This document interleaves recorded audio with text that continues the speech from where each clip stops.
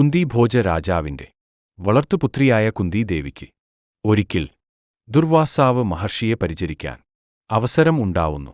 അതിൽ സന്തുഷ്ടനായ മഹർഷി 5 വിശിഷ്ട പുത്രസിദ്ധി മന്ത്രങ്ങൾ അവൾക്ക് ഇഷ്ടമുള്ള ദേവതകളിൽ പരീക്ഷിക്കാൻ അനുമതി നൽകി അനുഗ്രഹിക്കുന്നു.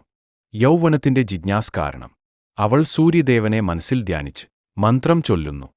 അതിതേജസ്വിയായ സൂര്യദേവൻ തോൾവളയും കിരീടവും ദിവ്യാഭരണങ്ങളുമണിഞ്ഞു അവൾക്കു മുന്നിൽ പ്രത്യക്ഷനായി.